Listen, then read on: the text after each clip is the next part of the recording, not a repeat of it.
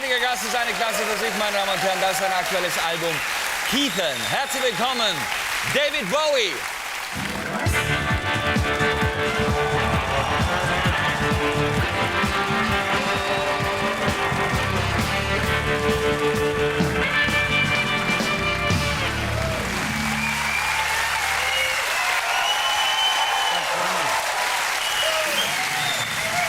Thank you.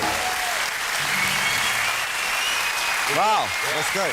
We could have sold thousands of tickets for tonight. Yeah.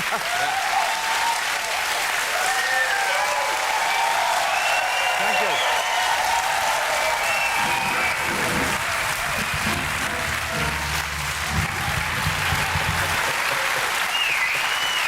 Thank you. So you see, what's the right place to choose Cologne to do I your could only actually concert? go around and sell the album right now, couldn't I? Yes, but it's very successful already commercially. Unbelievable. It started place 4 in our charts. It's been like this throughout Europe, and it went in at like 14 in America. It's fantastic. Yes. So, you know, people love you. They almost go crazy. Cologne is the only place where you're playing your concert tomorrow. The concert It was sold out in 45 seconds. Did you know that? I think that's extraordinary. Yeah. Absolutely extraordinary. Have you been to Cologne before? Well, mind you, there's only 15 people in the audience, so 45 seconds. Long ago. Thank God you speak English. So, have you been to Cologne before? I have, yes, but I haven't been there for maybe, since 79, 1980.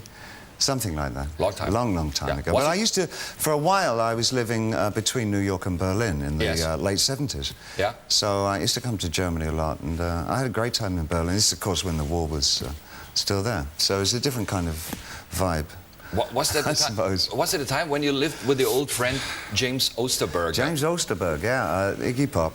There were about 3 or 4 of us. There was Jimmy and his girlfriend, and there was myself and one other.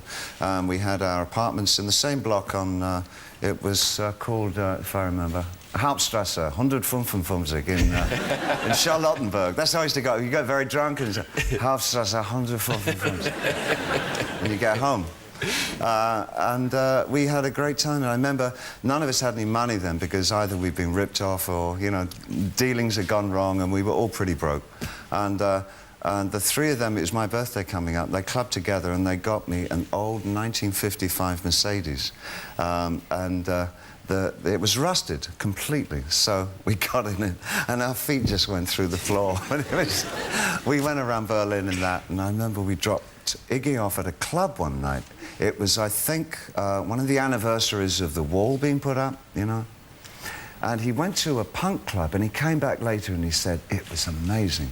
They'd made a birthday cake in the shape of the wall, which went all the way around the room. And at 12 o'clock at night, they jumped on it and ate it. For real. Yes. It was, they made this, the entire wall, and then ate it, and he said it was singularly the most moving moment in Berlin that he had spent, because there was something really quite ideological about it, you know? Yes. And of course, later on, it really... It was especially for him, for his birthday. No, it was the celebration of the wall, yeah. of the anniversary of the wall going up, you know? And it was, he said it was the strangest thing. And of course, that's virtually what they did. And they didn't eat it, of course. Well, I know one person who tried eating it, but he was stoned, but he was... So now you came back to Europe on the QE2, yes? Well, not here, because there's no river. Course. But, but if I could have, I would have. But you travel on the QE2, yes, yeah? But the other direction, from Southampton to New York, and you came from New York to Southampton. That's right, yeah. They're 2 different captains. Yes. One only knows how to get to Southampton. I think that's true. What was the average age on the QE2 this time? 114. Yes. Something like that. Mainly widows. Really? No, it's changed a lot. Because I first went 30 years ago. Yeah. And in those days, it really was older people, older generation, all that. This time around, I noticed there was a lot more families with children, you know, because these days they have, like, things like playrooms on board. There were 5 restaurants, 3 cinemas, casinos, public library, and television studio. What did you do on board the whole day? I read and watched DVDs. Did you walk around? No, I swam alongside for exercise. You know, I used to keep up because I'm very fit these days. You know. Yes, absolutely. Because I swim against the QE2. That's how you do it. But no, most of the time I took I took DVDs of all the films I can't watch at home because they're all like subtitled European avant-garde classics and they last 19 hours and have subtitles and nobody else in my house wants to watch them. So as I was travelling alone, I just watched them on my computer, you know, I listened to music and I made notes and I watched the sea. I watched the sea. Yeah. The sea watched me. 5 long days. Yeah. It was wonderful. I loved it. Is it true you get up very early in the morning at around 6 o'clock? Well, both of us, both my wife and myself, get up between 5 and 6 in the morning. And the irony is that we now, you know, we just had a small child. Yes. And she's 23 months now. But of course, we now get up before she does. So we go and wake her up. You have to be Which quiet. is like, it's the parents' revenge, you know? Yeah. So when did your wife take Wake up!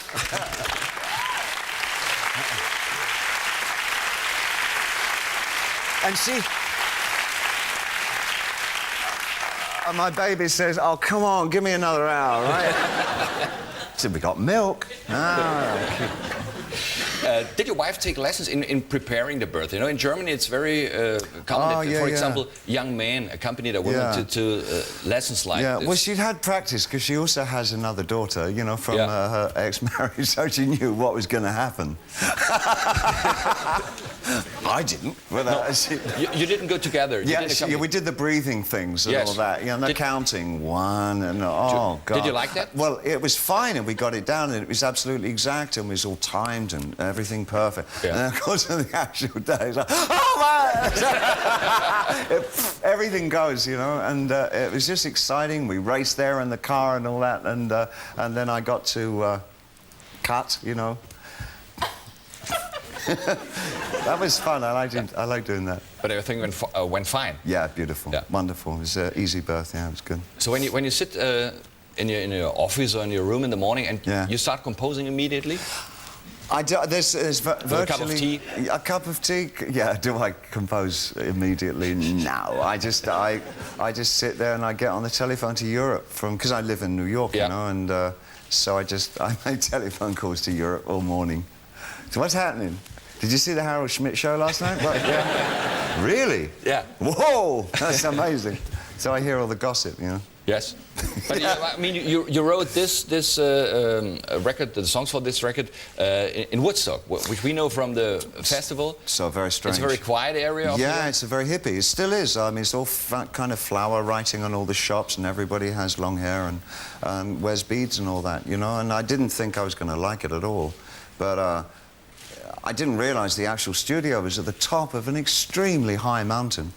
We were completely isolated from the rest of the area, and I love that because I love isolation. I'm very kind of masochistic like that. I love being cut off from everything, and for a writer it just worked really well. And I think I just sat down to write, and I had been doing for many months, putting together songs that I felt were very strong, and attempted to do no more than express how I felt at my age and with the new family and my feelings to the universe and our place on this world and all that. The little questions. So now you're going on a little tour now in Europe? Yeah, it's just a promotion tour. I don't want to be away from my family too long. I miss my baby very much indeed, and I want to go home.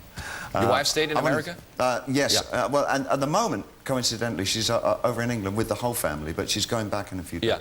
And then I'll go back at the end of this month, and then we'll catch up, I guess. Okay, we do a short commercial break now, and then we hear you live here on stage. Thank you very much. David Bowie, meine Damen und Herren. Kurze Pause.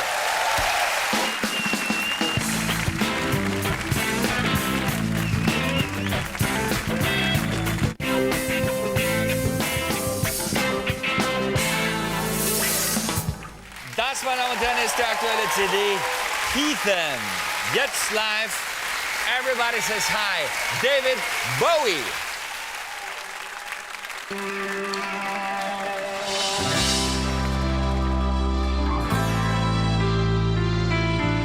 Said you took a big trip. You said you moved away. Didn't know the right thing to say.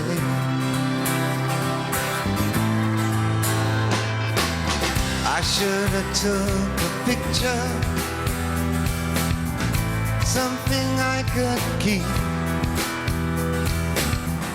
Buy a little frame, something cheap for you. Everyone says hi.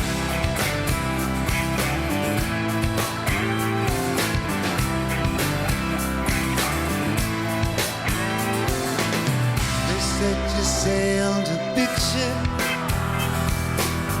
They said you sailed away. I didn't know the right thing to say.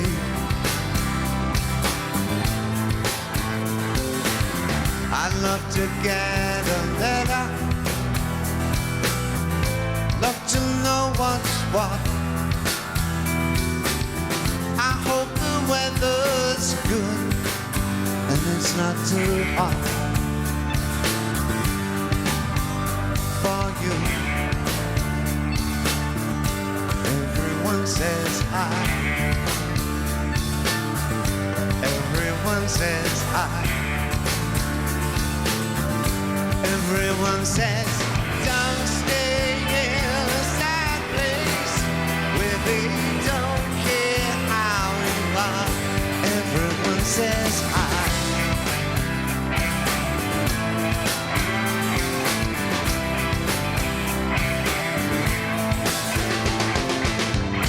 If the money is lousy,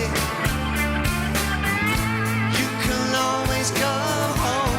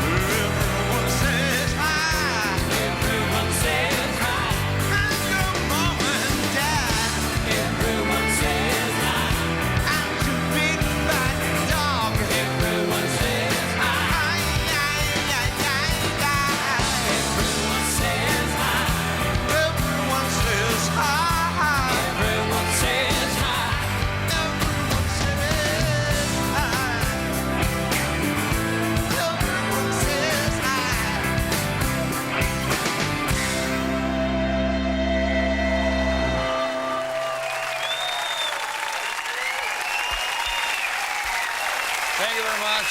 Have a good time. Please come back. David Bowie, meine Damen und Herren. Morgen Abend kleines Center, das Großstadt 1 Sommerfestival. Schönes Wochenende bis Dienstag. Tschüss.